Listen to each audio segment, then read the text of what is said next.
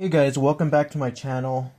Welcome to All Things Charmers. This is going to be my deck profile with the update to the new ban list of 2022.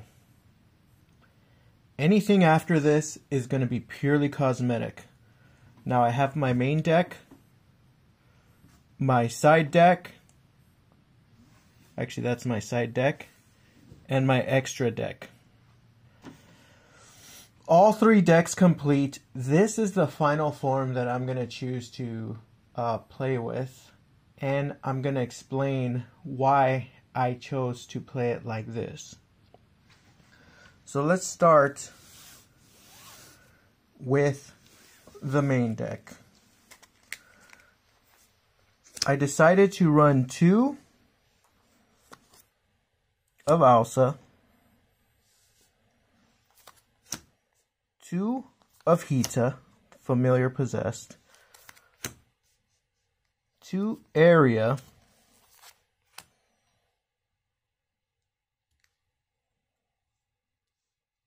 and 2 Win.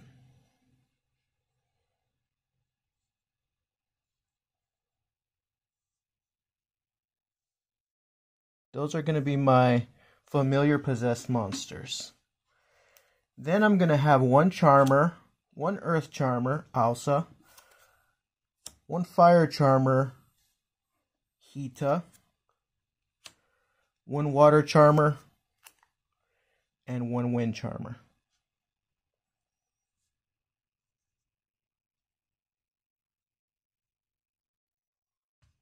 Okay. That's going to be it for my Familiars and Charmers right there.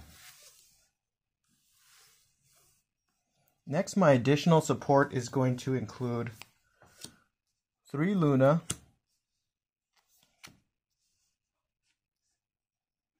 and 1 Snow. All you need is 1 Snow. That's all they allow, and that's basically all you need. Next, for my supporting monsters, which I am shocked at when people play Charmers, or people do a Charmers deck profile, they do not include the animal support. And it is a vital engine for the Charmer deck to include these monsters.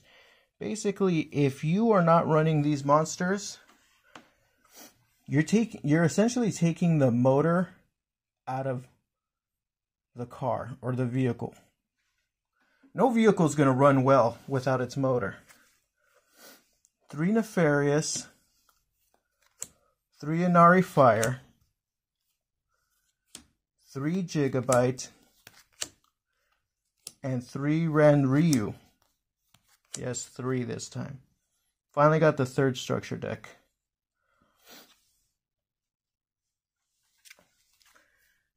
Next, we're going to run 2 of the Awakening Archfiends, 2 of the Greater Inari Fire,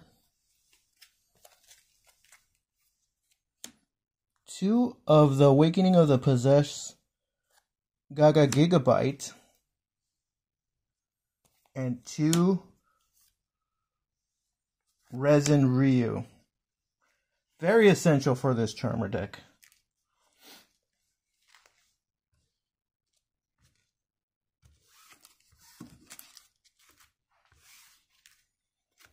Okay, now to our spells. We're running 3 of the Spirit Charmer. 3 Spirit Charmers. 3 Awakening of the Possessed.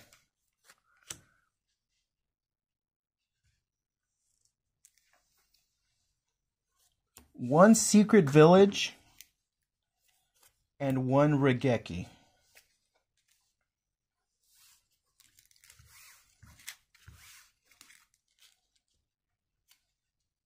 For our traps, I'm running 3 of the Unpossessed,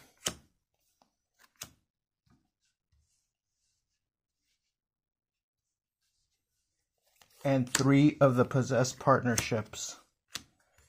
And that is our deck right there. no Nibiru, no Ash Blossom, no Forbidden Droplet. Even though if I had Forbidden Droplet, I probably would put it on here. But complete dedicated Charmers deck. And most of these cards, almost 90% of these cards, come in the structure deck. For my extra deck, I run 3 Alsa, the immovable, 3 Haita or Haita, however you pronounce it, 3 Aria,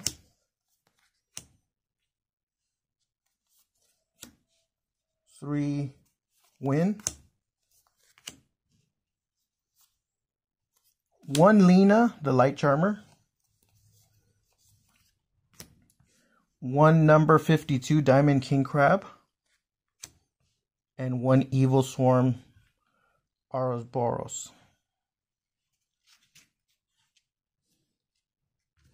That's my extra deck. Okay, so what you seen was the general, the casual deck, I would suppose. The deck you play with your friends. It's not a competitive deck, but it's still pretty strong. Most of the time, it beats people just like that. But when you're dealing with a very heavy effect deck that relies on a lot of crazy effects, you're going to need a very strong competitive side deck. So for the side deck, for dealing in more of a competition, we have 3 Solemn Warning. And these come in the structure deck. 3-dimensional barriers. For people who love to summon fusion, love to summon XZs, or just that annoying player that just keeps summoning from the extra deck a certain type of monster. It works for everything except for Link monsters. And 1 Metaverse. Metaverse is for the field cards. It's basically a trap terraforming. So for our spells, for the side deck, I run 3 of the Grand Spiritual Art. This is only when you're dealing with a deck that is heavy on their effects. When they're activating effects right away, instead of using the Secret Village, you use this to negate their first effect. This is very effective towards decks that really depend on using their monsters' effects. I rarely have to use these, but those annoying decks that have the craziest effects, I bring these out. 3 of these, 3 Solemn Warnings, and 3 Dimensional Barriers, just to deal with heavy effect decks. Next, I run 2 Secret Villages of the Spellcasters.